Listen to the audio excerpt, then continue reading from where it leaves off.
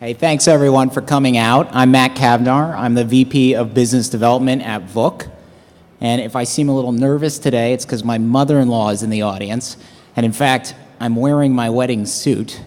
If you ever want to upgrade your business development team at a startup, just get one of them married, and they suddenly have a whole new set of outfits. So things are going really, really well at Vook.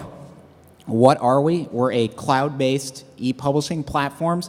Really, we're a turnkey solution for companies to become ebook publishers. And right now, I've been working really hard over the past couple of months with our team to close a lot of deals with a lot of big media companies. And very soon, you're going to be seeing, I just got an email, in fact, hundreds of ebooks coming out from a variety of these big players who are going to be releasing content. People who weren't previously book publishers becoming book publishers. So what I'm here to talk about today is ebooks across devices, but I want to talk about that in relationship to the problems these content holders have. All of us are very aware of how complicated ebooks are, device problems, going cross-platform, all of that stuff. We know that inside and out. But for those just coming to the marketplace, it's almost mind-boggling. And we've been suffering at Vook. I like to say we've suffered for the past 4 years, and all of that suffering we've weaponized into this platform and into this strategy that we extend to the content holders to help them quickly get into ebooks. So what do we have today? I'm just going to pop out and show you. What we've got is a cloud-based e-publishing platform, and here it is. What I've done is I've taken some of Peter's blog posts and uploaded them in to the platform so I could easily create an ebook out of it. And what we basically do is from content ingestion through creation and then styling and then push button distribution to Amazon, Barnes & Noble, iBooks, Kobo, and also a web-based HTML5 mobile app that allows people to read on any device through which they can access the web. And I just wanted to quickly show our platform because what I really wanted to focus on today was our styler tool. And this is kind of what sets us apart. You know, there are tools out there for creating ebooks, many of them, but in many cases you just get sort of a black and white ebook, a mass-produced ebook. We've created this other piece, which is a style editor, and that allows you to really go in and do interesting, cool things and build your own CSS sheet. So we were always getting asked for drop caps, and with this, you can quickly create a drop cap. Again, we can do, headings, tip boxes, all of that stuff. In reference to complicated content, maybe that doesn't seem all of that explosive, but the fact is text is still painfully difficult. Text is difficult, selling is difficult, and most importantly, reaching the customer, discoverability, and keeping that customer information is just a huge headache. Now, we all know this, but what I want to talk about is how the major content holders that we're working with, this is something that's totally, completely out of place for them. When they create an ebook, their idea is, okay, I'm going to sell it off my website, I'm going to sell it everywhere. And so let me just tell you what I like to tell them. I say, back in the days of Gutenberg, you would do the print, you would hand the book over, and all the reader had to do was be literate. Literacy was the only requirement on the reader.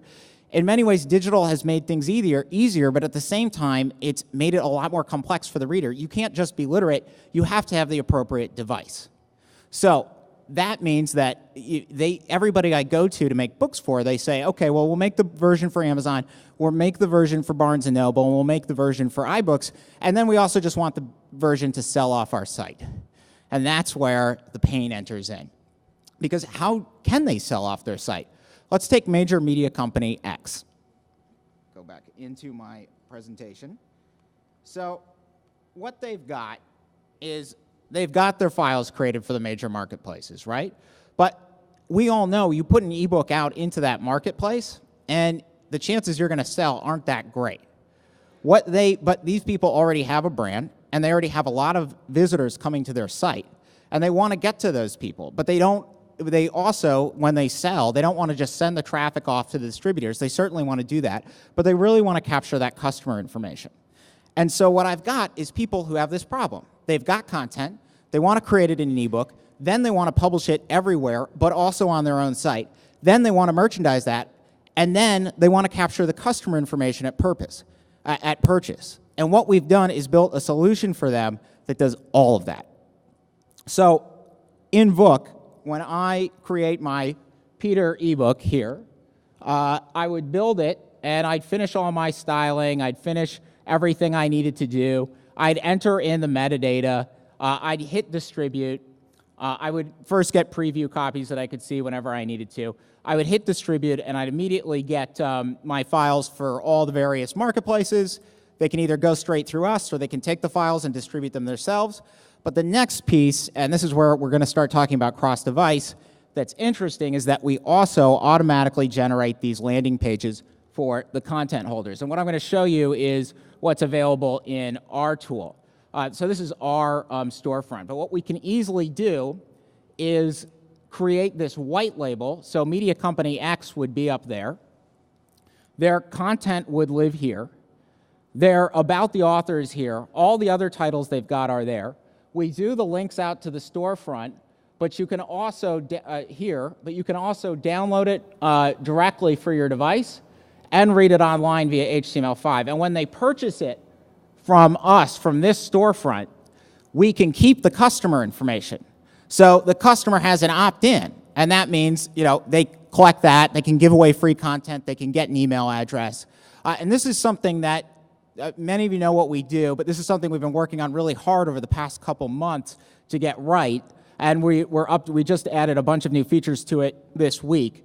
But this is kind of a major part of our push now. So what we have is our own store up where we demo it to folks and we show people, okay, well, this is what your environment can look like. And then we made it easy for us to build it out and white label it for these different partners. Because, as Ron said up here, at the end of the day, these people all have a P&L responsibility. And the other item they have is they have to keep their customer info, and they have to be able to know that when they go to their boss, they're getting the best possible splits. Those distribution channel splits also look really onerous to them. So what you do is create an environment in which they certainly don't cut those folks out, but they can do direct sales. I mean, the other thing I get asked constantly is, okay, well, how do I give the ebooks for free to reviewers? I mean, nothing's more painful than trying to walk companies through the process of just delivering an ebook to a reviewer to read.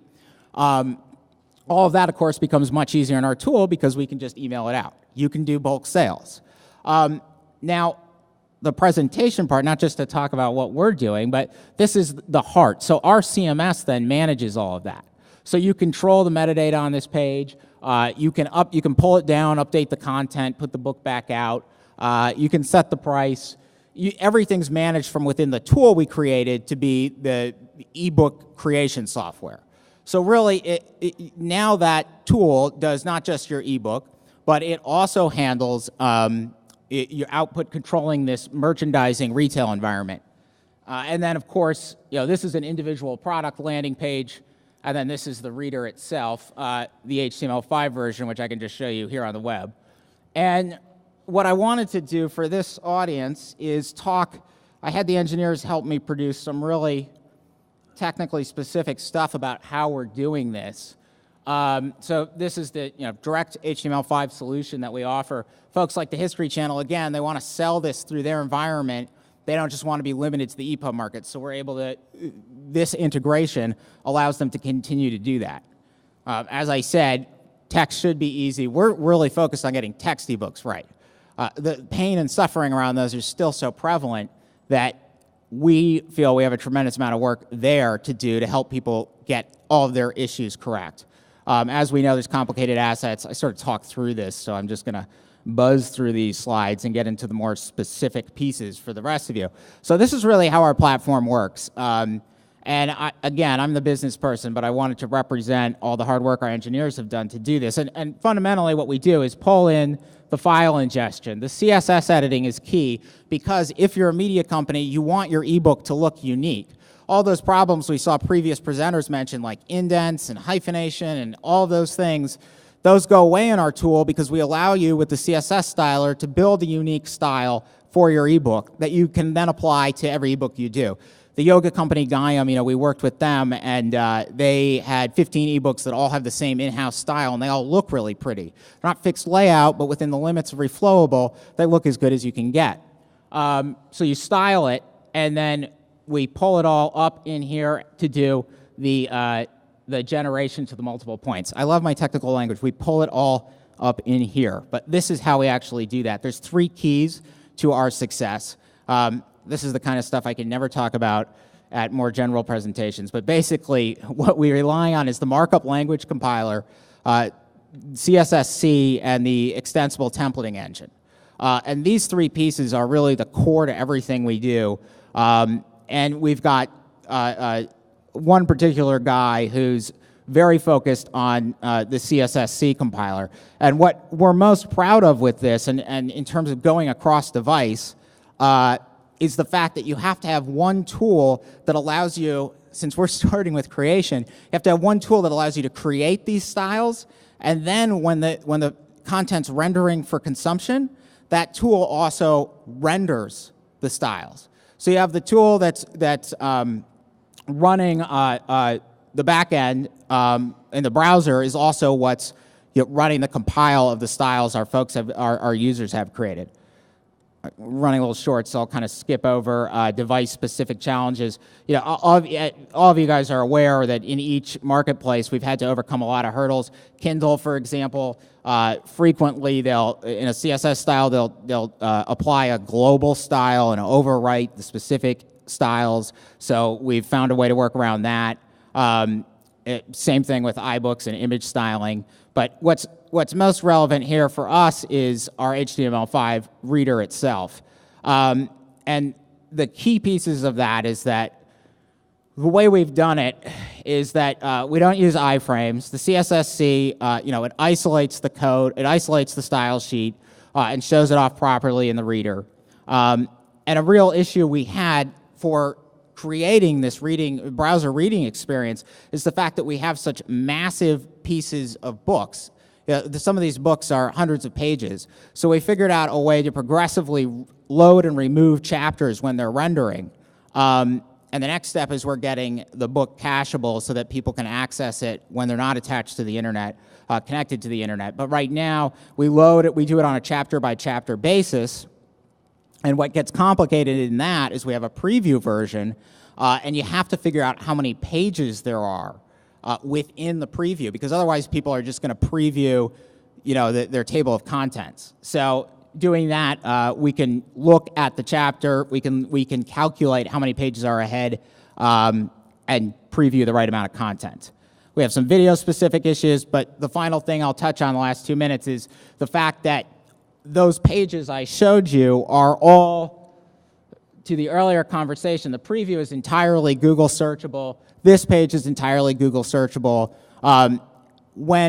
Similar to what Inkling spoke about, when you get that amount of content that these large content holders are creating that's entirely new, and they break it out into an HTML5 mobile reading experience, and it's searchable, and it has this environment of distributed web pages, that's when you really start to see something powerful and new happen, and that's what we're working on producing. So, thank you.